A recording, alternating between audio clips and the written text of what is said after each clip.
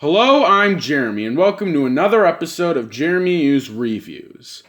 The Garbage Pail Kids movie is one of those films that can be described as a beautiful mess.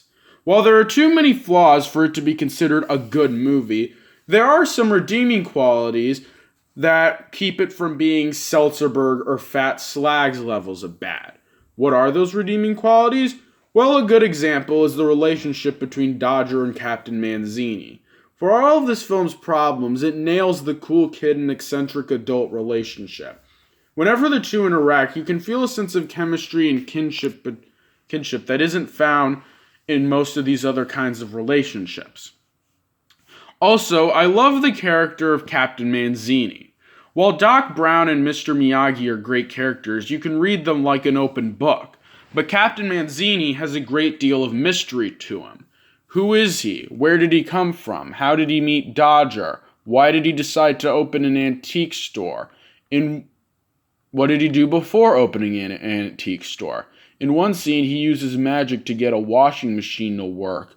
So was he a wizard? If not, how did he know does he know magic? Does he have any other bizarre creatures aside from the Garbage Pail Kids? Why is he called Captain Manzini? Was he in the Navy? Did he own a boat? Was he the host of a kids show? Or does he just call himself Captain because he wanted to?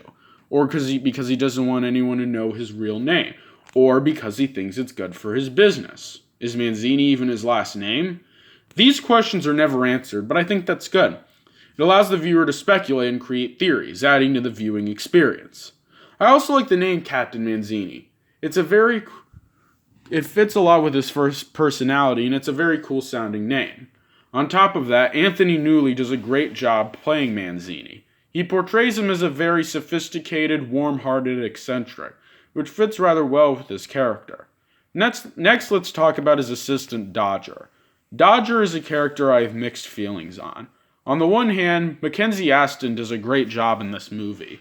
He captures the charm of Michael J. Fox while still making his performance his own. On the other hand, Dodger is an insanely bland character. Here is everything we know about him. 1. His name is Dodger. 2. He works for Captain Manzini. 3. He gets bullied by Juice and his gang. 4. He has a crush on Juice's girlfriend Tangerine. That's it. His personality, his likes, his dislikes, his hobbies, his friends other than Manzini and the kids. Not known.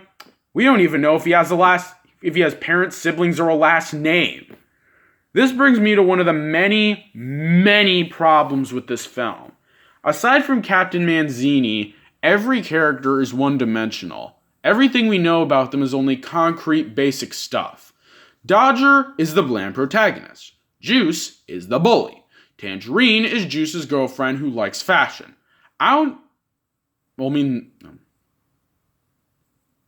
don't think the other two members of Juice's gang have names, and the male one doesn't even have any lines. This makes the story and characters not feel engaging, making it harder to feel engrossed in the film. And speaking of one-dimensional, let's get to the main reason people hate this film, the Garbage Pail Kids themselves. Honestly, I don't really know what to make of them. While they are obnoxious and rude, they aren't Jar Jar Binks levels of annoying. And while the animatronics on them are kind of creepy and shoddy, they aren't as awful as the characters from Food Fight or Michael Bay's Ninja Turtles. And while they do offer a lot of terrible lessons for kids, it's not like the film would be kid safe without the Garbage Pail Kids in it. They're just weird, uncanny, disgusting characters that play well off the sophistication of Captain Manzini. Moving on from the good and okay characters, let's talk about the bad ones. Juice and his gang are by far the worst characters in this movie. Juice in particular. The other two members of Juice's gang I feel neutral towards, and I'll talk about Tangerine in a moment, but Juice is just a horrible character. He's over the top in all the wrong ways. Unlike Kurt Boswell, who has a hammy over-the-top attitude, Juice is unpleasant, callous, and beats up Dodger for no reason. And even when he isn't beating up Dodger, there's just something unpleasant about him in general.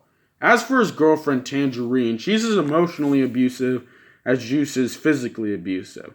The film tries to treat her as if she's deep down a good person, but she manipulates Dodger into making her clothes using his love for her. On top of that, she's a very boring character. She's very flat and not that memorable, although she's still a better character than her boyfriend. Finally, let's talk about one more thing I like about this film, how 80s it is. The Garbage Pail Kids movie is drenched in 80s cheese. From the music to the outfits to the atmosphere. If you're feeling nostalgic about the 80s, watch this film. In conclusion, the Garbage Pail Kids movie is the getting over it with Bennett Foddy of movies. While it is bad, it has a charm and self-awareness that separates it from ordinary bad movies. There's just something that's just bizarre and fascinating about this film that no other bad movie can capture. It's a film that's one of a kind in all the right and wrong ways. That's all for now. Join me next time when I talk about an overhated superhero movie sequel starring Christopher Reeve, Gene Hackman, and Mark Pillow as Nuclear Man. See you then!